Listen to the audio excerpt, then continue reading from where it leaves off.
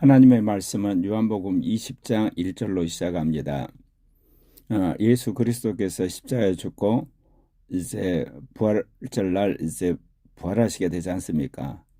그런데 예수님이 이 땅에 오셔서 한 인간으로 사실 때는 그 모습이 그렇게 급격하게 변하지 않기 때문에 제자들도 예수님을 금방 알아볼 수가 있죠. 근데 부활했을 때 예수님의 모습은 살아생전의 모습과 다르다는 걸 알 수가 있습니다.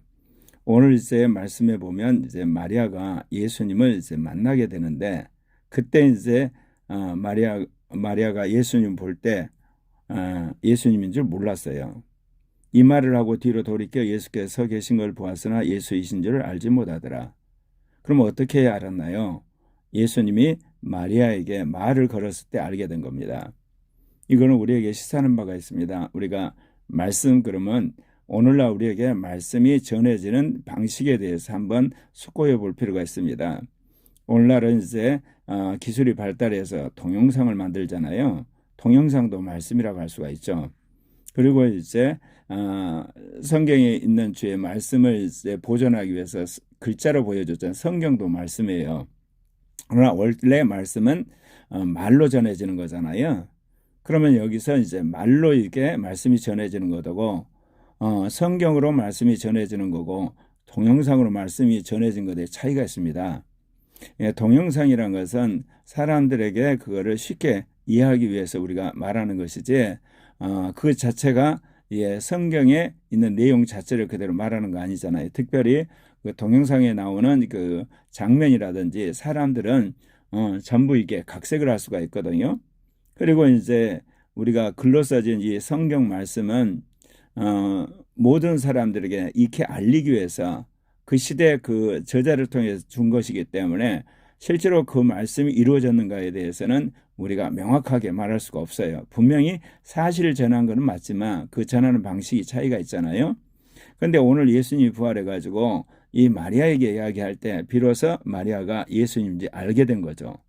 그래서 여기 보면 여자의 어째 울며 누구를 찾느냐 하시니 마리아는 그가 동산직인 줄 알고 이르되 주여 당신이 옮겼거든 어디 두었는지 내게 이르소서 그리하면 내가 가자. 이때만 해도 몰라요. 근데 예수님이 마리아의 하건을 이제 마리아가 돌이켜 히브리 말로 납비 이렇게 이야기를 합니다. 이거는 뭐를 이야기하느냐? 하나님이 우리에게 계시를 하셔야만 우리가 하나님을 알 수가 있습니다. 부활하신 예수님도 우리에게 말씀을 해 주셔야만 우리가 예수님을 알 수 있다는 겁니다. 제가 이제 가끔 그런 그 질문을 여러분에게 던지죠. 꿈에 나 예수님 봤다. 그 예수님인지 어떻게 아냐 이거죠. 사실 예수님의 그 모습 자체는 2000년 전의 모습이기 때문에 거기에 대한 그 어떤 것도 남아있지를 않아요. 전부 우리가 본 것은 성화에서 봤던 예수님의 모습이죠. 또 어떤 사람이 이제 환상 가운데 예수님 만났다 어떻게 합니까? 여러분 꿈이든 환상이든 또는 동영상이든 우리가 예수님이라고 했을 때는 뭐냐? 그 장면을 보는 순간 우리 안에 계시는 영이 예수라고 가르쳐 주시는 겁니다. 그러니까 예수 그리스도께서 이 땅에 인간으로 계셨을 때는 한 인간으로서 동일한 모습을 보존했기 때문에 제자들이나 함께 있었던 군중들은 금방 예수를 알아보았겠지만 부활한 이후에 또는 오늘날 이제 우리가 꿈이나 환상이나 또는 이게 실제로 예수 그리스도께서 이게 부활한 몸으로 이게 바울에게 나타났을 때도 마찬가지죠. 영이 우리에게 예수라 가르쳐 주셔야 되는 겁니다. 그런 의미에서 선지자 시대는 물론이고 사도 시대 그리고 오늘날 교회 시대에 여러분 영이 여전히 우리에게 말씀하시는 겁니다. 영이 직접적으로 이러한 부분에 말씀하시지 않으면 우리는 예수님인지 꿈인지 꿈에서 환상에서 그리고 이런 실제 우리 상황 속에서 우리가 전혀 알 길이 없다는 겁니다. 그래서 우리가 동영상으로 말씀을 접하거든 성경으로 말씀을 정하든 직접 이게 말을 정하든 우리 안에 있는 영이 그걸 확증해 주셔야만 실제로 그것이 이제 우리가 사실인 걸 알게 되고 특별히 우리가 예수님을 봤다고 했을 때 또는 꿈에서 예수님 나타났을 때 영이 가르쳐 주셔야만 되는 겁니다. 안식 후 첫날 일찍이 아직 어두울 때 막달라 마리아가 무덤에 와서 돌이 무덤에서 옮겨진 걸 보고 주님이 요즘 저에게 이제 속 사람의 오후 기간들을 새롭게 하면서 이게 성화 성령 운동을 이제 하게 하시도록 저를 인도를 하시거든요. 그러면서 저에게 느껴진 게 있어요. 여기는 어떤 비전이나 또는 사명이나 또는 은사나 어떤 능력이나 또는 주님이 주시는 어떤 명령, 그것이 근본적인 가치관이 아니에요. 순간순간 내가 하나님을 사랑하는가, 정말 내가 주님의 종인가, 주님의 제자인가, 그리고 내가 성령을 사모하는가가 결판이 나요. 왜 그러냐면 정말 하나님이 기뻐하는 사람, 속사람의 오기관을 고치는 데 있어서 그것이 끊임없이 나를 이제 미혹을 하잖아요. 이제 옛사람이라든지 육신이라든지, 그리고 이제 육신적 이성이라든지, 또는 이게 잘못된 어떤 가치관, 또는 불신앙적인 이런 것들이 올라와서 나를 미혹할 때 내가 그걸 거부를 해야 되는데, 주님을 사랑하기 때문에 내가 그 순간순간 거부를 하는 겁니다. 그런 걸 보면서 아침 일어나서 저녁에 잘 때까지 모든 순간 하나님을 사랑하는가, 나를 사랑하는가, 정말 주님의 말씀대로 주님의 증인이 되려고 하는가, 나를 위해 사는 건가, 정말 영의 음성에 순종할 것인가, 나의 지금까지 살아왔던 습관대로 살 것인가, 그거를 내적으로 제가 투정하고 있으면서 싸우고 있습니다. 오늘 막달라 마리아 이야기를 하면서 이 말씀한 것, 예수님 3년 반 동안 따라다닌 제자도 참 많았습니다.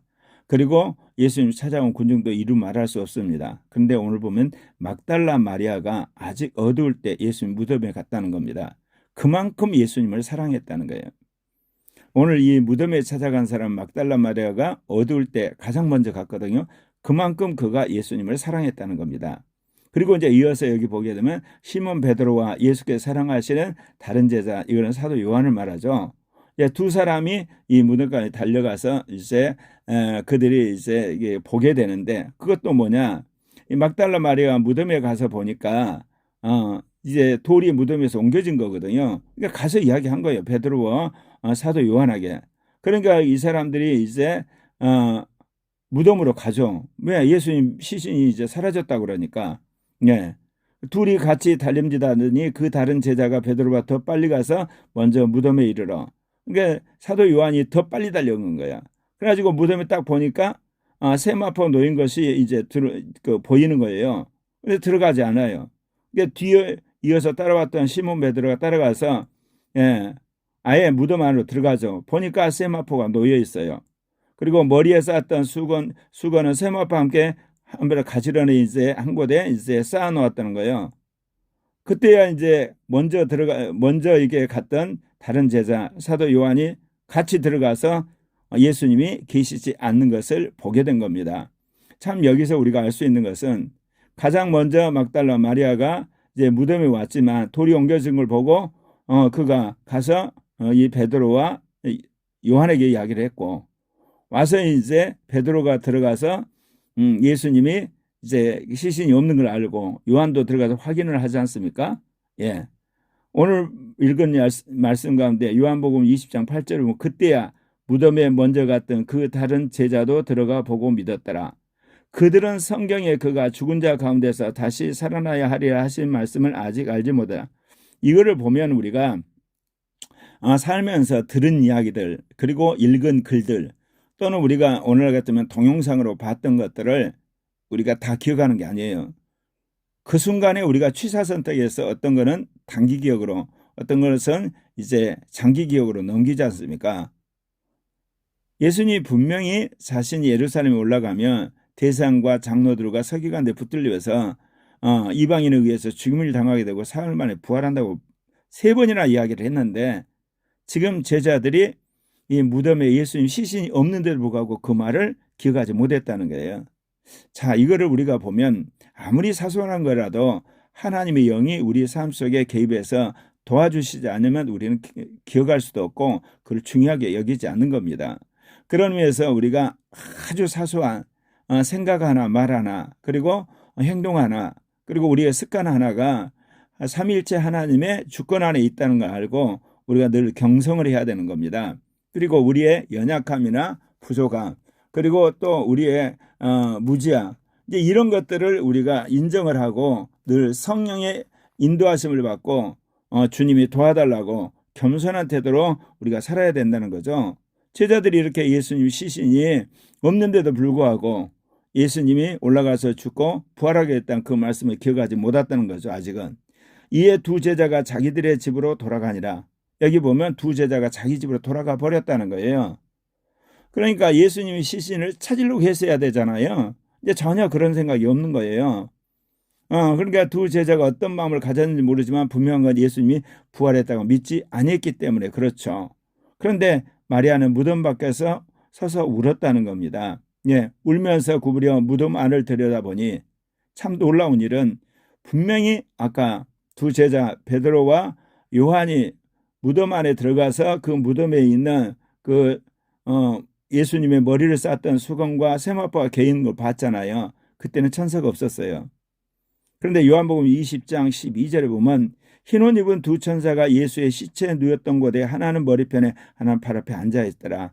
자, 이게 바로 크리스찬의 삶의 계시적 삶이라는 것을 우리가 명확하게 인식할 필요가 있어요. 막달라 마리아가 아침 일찍이 어두울 때 무덤에 갔을 때 그가 그 무덤에 있는 돌이 옮겨진 것만 보고 와서 두 제자한테 이야기를 했고 두 제자가 직접 가서 예수님 시신이 없는 걸 확인하고 집으로 돌아갔지만 마리아는 무덤 밖에서 울었어요. 그러다가 이제 무덤 안에 들여다보는데 천사가 있었다는 거예요. 그러니까 예수 그리스도를 그렇게 사랑해서 가장 먼저 무덤에 갔던 막달라 마리아, 두 제자와 더불어서 예수님 시신이 없는 걸 확인하고도 두 제자는 돌아갔지만 막달라 마리아는 돌아가지 않았다는 거예요. 왜? 예수님 시신이 어디 있냐 이거지. 그러니까 너무 슬퍼서 울고 있을 때 그때 하나님께서는 천사를 보내서 막달라 마리아로 하여금 바로 예수님의 부활을 증언한 최초의 사람이 되게 한 겁니다. 이거는 우리가 에덴 동산에서 아담과 하와가 타락했을 때 생각해 볼 필요가 있어요. 뱀에게 미혹을 받은 자가 아담이 아니에요. 하와예요. 그래서 인류의 죄악은 아담의 죄라고 그러지만 그거는 아담이 하나님으로부터 동산 중앙에 있는 생명나무 열매 그리고 선악과에 있는 열매 중에 특별히 선악을 알게 한 나무 열매를 먹지 말라고 먹으면 죽는다는 말씀을 받았기 때문에 아담이 범죄했다고 이야기하는 거지 역사적 순서로 말하면 하와가 범죄한 겁니다. 네. 그런데 놀랍게 예수님이 십자가에 죽고 부활하셔서 이 부활의 증인에 있어서는 이제 또 막달라 마리아 여자가 나타납니다. 그거는 어떻게 보면 역사적인 그 어떤 균형을 맞추는 타락을 하와라는 여성이 이제 했다면 먼저 오늘 부활의 증인은 막달라 마리아가 먼저 이제 증인이 된 거. 어떻게 보면 하나님께서 그 남성과 여성 이것도 어떻게 보면 균형을 맞추는 것을 우리가 여기서 보게 되는데요. 예. 천사들이 이르되 여자여 어찌하여 우느냐 이르되 사람들이 내 주님을 옮겨다가 어디 두었는지 내가 알지 못함이라. 천사들이 말을 한다는 거. 여러분 천사가 우리들의 꿈에 나타나서 한마디로 우리 안에서 동영상을 일종의 촬영하는 거죠. 이게 꿈이에요. 또 어떤 경우에는 환상 가운데 천사들이 그 모든 걸 액션을 해서 우리가 보여주는 거거든요. 근데 여기서 두 천사는 확실하게 이 마리아가 알 수 있는 그런 형태로 지금 현존하는 겁니다. 예. 그러면서 이 마리아를 향해서 왜 우냐 이거죠. 근데 마리아가 내 주님을 옮겨다가 어디에 둔지 내가 알지 못한다. 그 주님의 시신을 봐야 되겠다는 거예요. 예. 이제 그런 겁니다. 이때만 해도 마리아가 예수님이 부활했다고 전혀 생각지 않았다는 걸 알 수가 있죠. 그러니까 집으로 돌아가는 두 제자 베드로와 요한도 그랬고 막달라 마리아도 예수님이 부활했다는 걸 전혀 생각지 못한 거예요. 단지 이제 두 제자는 시신이 없는 거 보고 그냥 집으로 돌아간 거고 막달라는 그 시신을 찾아야 되겠다는 겁니다. 이 말을 하고 뒤를 돌이켜서 예수께서 서 계신 것을 보았으나 예수인지 알죠. 이것도 그래요. 예수님이 오셨으니까 금방 알 거 그렇지 않아요. 예수님이 말씀을 하셔야만 마리아가 알 수 있는 겁니다. 이것은 우리가 성경을 읽을 때도 그래요. 우리가 성경을 보니까 이해했으니까 아는 것 같죠. 그렇지 않아요. 성령께서 이걸 확실하게 깨닫게 하고 우리에게 레마를 주셔야만 그게 믿어지는 겁니다.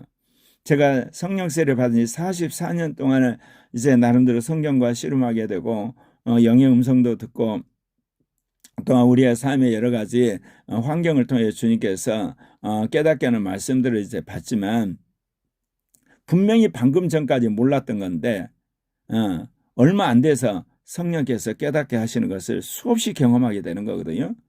그러니까 인간이란 것은 참 아는 것이 많은 것 같고 똑똑한 것 같고 잘난 것 같지만 뒤돌아보면 얼마나 무지하고 얼마나 강팍하고 얼마나 자기 중심적인가를 알게 되는 겁니다.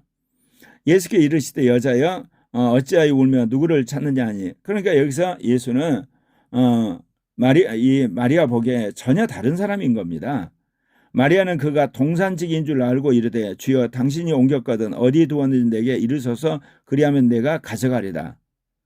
지금 예수님은 이미 부활하셨는데 막달라 마리아는 예수님 시신을 찾고 있는 거예요.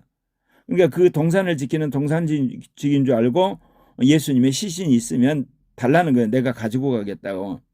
사실 여인의 힘으로 어떻게 예수님 시신을 가져가겠습니까? 결국 예수님의 시신을 확인하고 그거를 사람들을 불러서 이제 가져다가 안전한 곳에 안치하겠다는 거 아니겠습니까? 예수님 그때 부르십니다. 마리아야 하시거늘 마리아가 돌이켜 히브리 말로 납비여 이렇게 이야기를 했다는 거예요. 비로소 부활한 예수 그리스도를 마리아가 알아본 겁니다. 우리가 출애굽을 읽다 보면 모세가 가시떨기 나무에 갔을 때 이상해서 갔는데 하나님께서 모세야 모세야 모세를 부르시거든요. 그것도 하나님이 모세를 부르니까 하나님 부르신 그 음성을 듣고 모세가 이제 하나님의 말씀에 듣고 이제 신었던 신발을 벗게 되는 거죠. 하나님이 우리에게 계시를 하셔야 우리가 알 수 있고 하나님이 불러주셔야만 대화가 가능한 겁니다.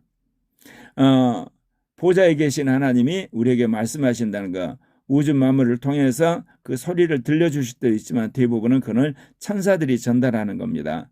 그리고 하나님의 아들 예수 그리스도는 직접 인간으로 오셔서 말씀하셨고 이제 성경이라는 걸 남겨두셨어요. 그런데 이것으로 부족해서 성령은 아예 우리 안에 들어오셔 말씀하시는 겁니다. 이 땅에 한 82억이 되는 사람들이 있는데 줄잡아서 크리스찬들이 뭐 24 내지 25기라 그래요. 그 사람들 안에 성령이 다 들어와 계세요. 적어도 크리스찬이라면. 그런데 그들 가운데 영의 음성을 듣고 사는 사람은 얼마나 될까요? 분명히 성령이 와 계시는데 그건 뭐냐? 결국 우리가 성경의 말씀 그대로 영이 우리 가운데 역사하신다는 걸 믿지 않기 때문에 그런 역사를 경험하지 못한 거죠. 제가 5살 때인가 예수를 믿고 나서 25살에 성령 세례 받기까지 제 인생 가운데 영이 세미하게 음성을 들려주는데 저는 그게 음성인지 몰랐어요. 나중에 성령 세례 받고 나서 환상으로 다시 그 장면을 리피트 하시면서 성령께서 그때 말씀하셨던 것을 저에게 인식시켜서 지금도 기억하고 있는 거거든요. 그 이후부터 이날까지 제가 영의 음성 듣는 사람이 되기를 원했는데 왜 영의 음성을 제가 매달리게 됐냐면 성령 세례 받고 나서 교회를 돌아다니는데 목사님들이 성경 해석이 너무너무 다 다른 거예요.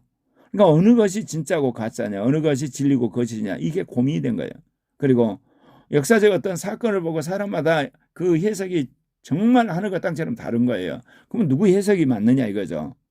그러면서 새삼스럽게 제가 성경을 볼 때 선지자 사도들이 성령이 충만을 받아서 하나님 말씀을 대언하고 또 하나님 말씀을 듣는 걸 보고 저렇게 직접 영으로부터 음성을 들으면 모든 일을 명쾌하게 알 수 있겠다.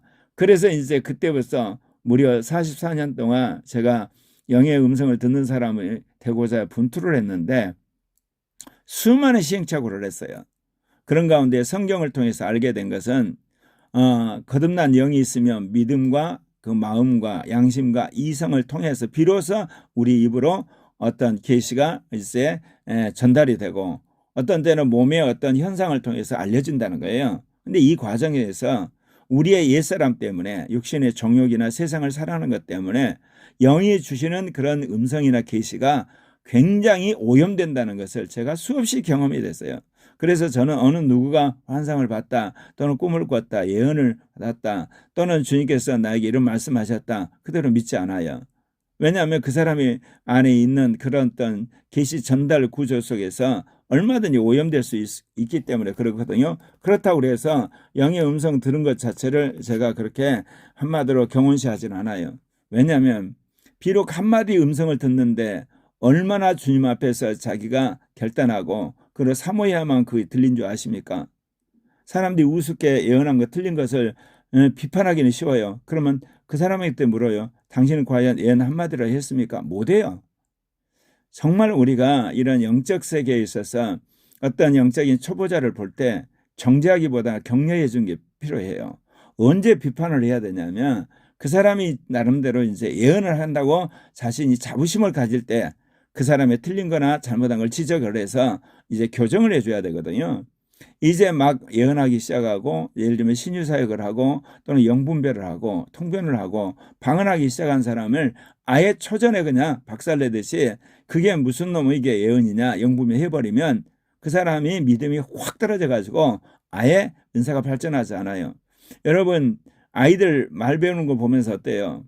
철자도 틀리고 발음도 틀려도 어때요? 잘한다고 박수 치지 않습니까? 왜? 당연한 겁니다. 그거는. 그래서 어느 시절까지 심지어 초등학교, 중학교, 고등학교 초등학교를 거쳐야지 우리가 제대로 말하고 듣는 사람이 되잖아요. 그것도 부정해서 중학교 때, 고등학교 때 심지어 대학에서 시험을 보지 않습니까? 국어시험을. 이토록 우리의 말하는 거나 글을 쓰는 거라는 표현력을 훈련을 받는데 똑같아요. 영적 세계에서 영의 음성을 받는 은사훈련도. 그런데 왜 우리가 이제 그런 사람들을 보면서 어쩌면 우리가 먼저 정죄하려고 하냐. 성경이 없던데 여러분 성경은 예수님 오실 때까지 이 땅에 존재하는 모든 그리스도인들의 신앙에 있어서 하나의 기준이 되기 위한 책이에요. 그렇기 때문에 사도와 선지자들이 글을 남겼어도 최선의 것, 최고의 것, 그리고 가장 분명한 것을 성경에 남기도록 했어요. 그 사람이 어떻게 해서 그런 선지자가 되고 사도가 된 건 성경에 거의 나오지 않아요. 특별한 사람 몇 사람, 그것도 중요한 대목만 나와요. 제가 44년 동안 성령운동하면서 그리고 영의 음성을 들으면서 느낀 게 있어요. 정말 밑바닥에서부터 성경에서 말하는 사도와 선지자의 그런 놀라운 기름 부음이 있기까지는 그 사람이 얼만큼 주님 안에서 영적으로 분투하고 또 거룩하게 살려고 나름대로 결단을 하고 주님 앞에 정말 주님을 사랑하는 그런 과정 속에서 옛사람이 벗겨지고 육신이 못 바뀌고 세상과 단절이 되고 그리고 이제 그가 원죄에 죽고 그리고 율법에 죽어서 주님이 기뻐하는 종이 되면서 그러한 성령의 기름을 받고 그런 주님의 말씀을 증거하게 되는가 그걸 알게 됐다는 거죠. 네. 오늘 말씀에 이제 요한복음 20장 17절에 보면 예수께서 이르시되 나를 붙들지 마라 내가 아직 아버지께로 올라가지 아니하였노라 너는 내 형제들에게 가서 이르되 내가 내 아버지 곧 너희 아버지 내 하나님 곧 너희 하나님께 올라간다 하라. 여기 보면 나를 붙들지 말란 말이 나와 있어요. 그리고 아직 내가 아버지께 올라가지 아니했다. 그러면서 내 형제들이라는 표현을 써요. 예수님의 제자들을 제자라고 하는 거 형제라고 이야기합니다. 내가 내 아버지 곧 너희 아버지라고 그럽니다. 그러니까 하나님이 예수님의 아버지인데 이제는 우리의 아버지가 되는 그 이야기를 하는 겁니다. 이게 굉장히 중요한 이야기입니다. 그건 뭐냐면 예수 그리스도가 이제 부활하시기 전까지는 하나님의 유일한 아들이셨습니다. 그런데 당신이 이제 부활하심으로 그가 맏아들이 되셨어요. 그렇기 때문에 예수 그리스도를 믿는 사람들을 형제라고 하죠. 오늘날은 이제 형제 자매라는 표현을 쓰지만 말입니다. 그리고 그 전까지는 유일한 아들이었기 때문에 예수 그리스도만 나의 아버지라고 그랬는데 이제는 우리 아버지가 되신 겁니다. 네. 그런 어떤 역사적인 전환점이 바로 요한복음 20장 17절에 명확히 계시된 겁니다. 막달라 마리가 가서 제자들에게 내가 주를 보았다 하고 또 주께서 자기에게 이렇게 말씀하셨다 이러니라. 말씀드린 것처럼 에덴 동산의 하와가 여성이 최초로 타락했지만 예수님이 부활하는데 여성이 막달라의 최초의 부활의 증인이 된 겁니다. 기도하십시다.